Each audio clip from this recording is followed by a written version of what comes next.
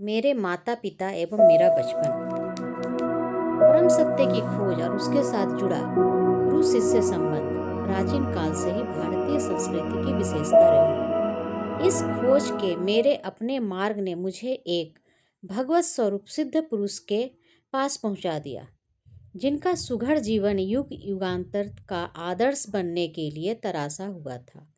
वे उन महान विभूतियों में से एक थे जो भारत का सच्चा वैभव रहे हैं। ऐसे सिद्ध जनों ने ही हर पीढ़ी में अवतरित होकर अपने देश को प्राचीन मिस्र एवं बेबीलोन के समान दुर्गति को प्राप्त होने से बचाया है। मुझे याद है, मेरे शैशव काल में पिछले जन्म की घटनाओं की स्मृतियां मेरे स्मृति पटल पर उभर रही थी। तथापि ये स्मृतियां उन घटनाओं के घटित होने के क्रम के अनुसार नहीं थी। बहुत पहले के एक जन्म की स्पष्ट स्मृतियां मुझ में जागती थी, जब मैं हिमालय में रहने वाला एक योगी था। अतीत की उन झांकियों में किसी अज्ञात कड़ी से जुड़कर मुझे भविष्य की भी झलक दिखाई। शिशु अवस्था की असहाय के अवमाननाओं की स्मृति मुझे अभी भी बनी हुई है। चल फिर पाने में और अपनी भावनाओं को मुक्त रूप से व्यक्त कर पाने में असमर्थ होने के कारण मैं विक्षुब्ध रहता था। अपने शरीर की अक्षमताओं का भान होते ही प्रार्थना की लहरें मेरे भीतर उठने लगती थी। मेरे व्याकुल भाव अनेक भाषाओं के शब्दों में मेरे मन को व्यक्त होते थे। विविध भाषाओं के आंतरिक संभ्रांत के बीच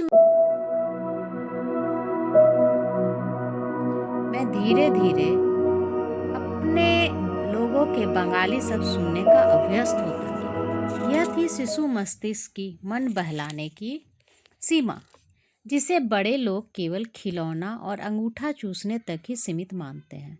इस मानसिक विक्षुब्धता और मेरा साथ न देने वाले शरीर के कारण कई बार मैं झल्लाकर आकुलता से रो पड़ता था। मेरी आकुलता पर परिवार में सबको होने वाला विस्मय मुझे याद है। सुखद स्मृतियां भी अनेक हैं।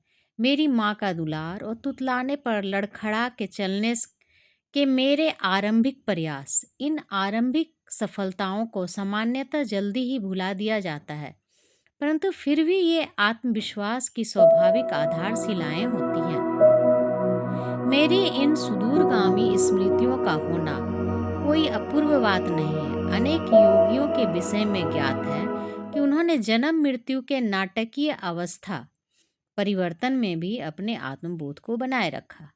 यदि मनुष्य केवल शरीर होता तो निसंशय उसकी मृत्यु के साथ ही उसका अस्तित्व समाप्त हो जाता। किंतु यदि युग युगांतर से सिद्ध महात्माओं के साथ प्रतिपादित किया है तो मानव मूलतः अशरीरी सर्वव्यापी आत्मा है। शैशवावस्था की सुस्पष्ट स्मृतियों का होना विलक्षण तो है, किंतु ऐसी घटनाएं अति दुर्लभ भी नहीं। अनेक देशों के में यात्रा करते हुए मैंने अनेक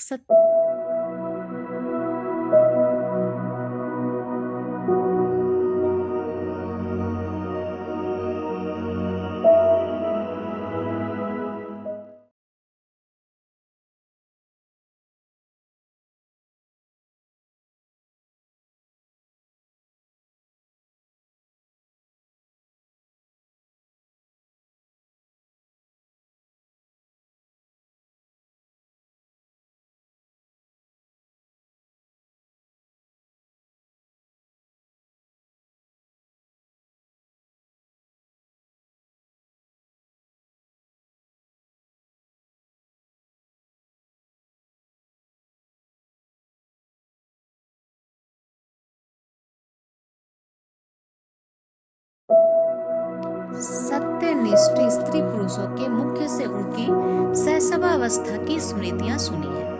मेरा जन्म पूर्वोत्तर भारत में हिमालय पर्वत श्रेणी के निकट स्थित गोरखपुर में 5 जनवरी 1993 को हुआ था।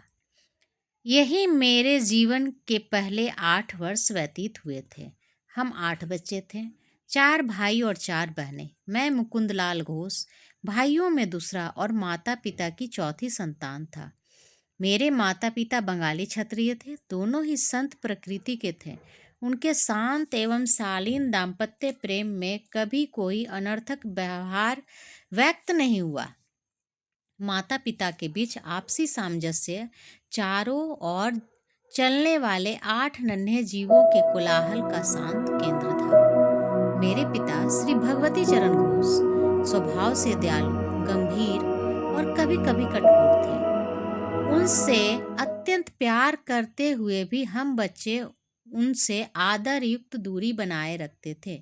वे असाधारण गणितज्ञ और तर्कशास्त्रवेत्ता थे तथा मुख्यतः अपनी बुद्धि से ही काम लेते थे, किंतु माँ तो स्नेह की देवी थी और हमें केवल प्रेम के द्वारा ही सिखाती थी। माँ के देहांत के पश्चात पिताजी अपनी आंतरिक कोमलता अधिक स्पष्ट रूप से व्यक्त करने लगे।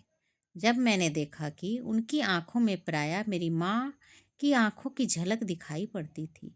माँ के सानिध्य में हम बच्चों का बचपन में ही धर्म ग्रंथों